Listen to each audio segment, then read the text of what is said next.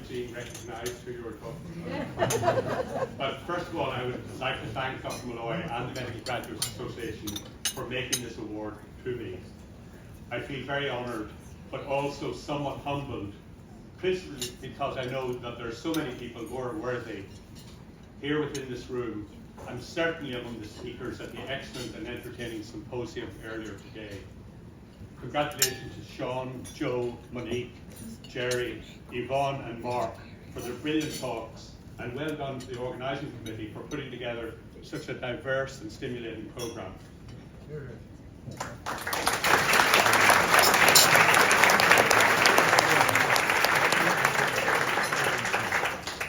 From an academic perspective, I think I could be characterised more as a distinguished student than a distinguished graduate. I think I peaked early. And as an avid rugby supporter, I earnestly hope that we won't be saying the same thing later this year about the Irish rugby team. In looking forward to today's events, I took stock of my time at UCD, and there's so much that I'm grateful for. The comprehensive and clinically focused education that we all receive has stood me in good stead throughout my life's work, and I have enduring respect and gratitude for our many teachers. I'm particularly thankful for the fantastic friends that I made, friendships that have continued to grow in the intervening years, and I'm delighted that my closest friends are here this evening: Owen Hensey, Tom Moran and Liam Bannon. Mentioning Liam reminds me of very many years ago when his father, the real Dr. Bannon, was celebrating his medical golden jubilee, and I remember thinking, 50 years as doctor, isn't that amazing? Unbelievable. And here we are, a blink of an eye later, celebrating the same milestone. Many of you will know that I was not the only member of my family to study medicine at UCD. I was preceded 2 years earlier by my brother Pat, sadly deceased, who had a distinguished career as a London consultant and as a leader of cardiac surgery in the UK. And 5 years after me, by my brother Aidan, who died in a car accident aged 26, just less than 2 years after graduating. He didn't live long enough to have a career, distinguished or otherwise, but I know that he left a lasting imprint on the lives of those who knew him.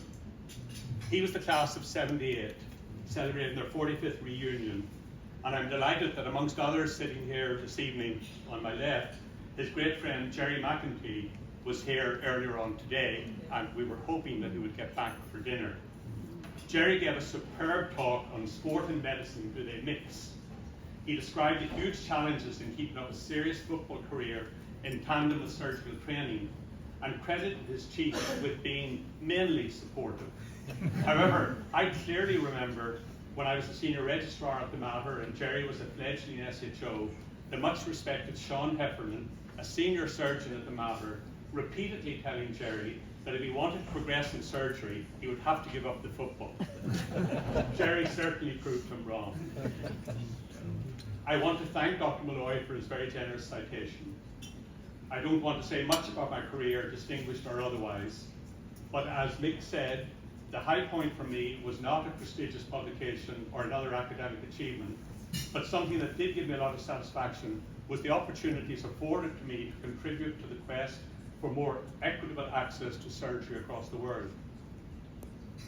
Mick mentioned COSEXA, and the collaboration between COSEXA, the College of Surgery of East, Central and Southern Africa, and the Royal College of Surgeons in Ireland, with vital and substantial support from Irish Aid, and indirectly from all of you, is widely acknowledged as the most successful north-south intervention in delivering a skilled workforce to the populations in need. As an aside, while in Africa, I met, became a friend, and was hugely impressed by a distinguished alumna of this medical school, the amazing Sister Dr. Maura Lynch, the class of 65, who sadly died a short few years ago.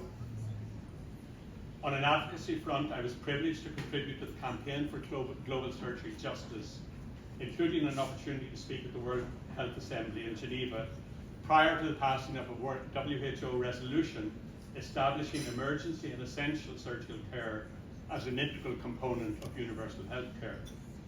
Leading on from that, I was afforded several platforms to exhort our sister surgical colleges and organisations from high-income countries to become more involved in this global surgery campaign. Being here today, I'm becoming reacquainted with many of you from other years whom I've worked alongside, some who were my interns when I was a senior registrar and some who were my surgical house officer, senior house officers. It has been a real pleasure and very special and something that I will always remember. Once again, can I thank the Medical Graduates Association for this award and for organising such an enjoyable event. Thank you all very much.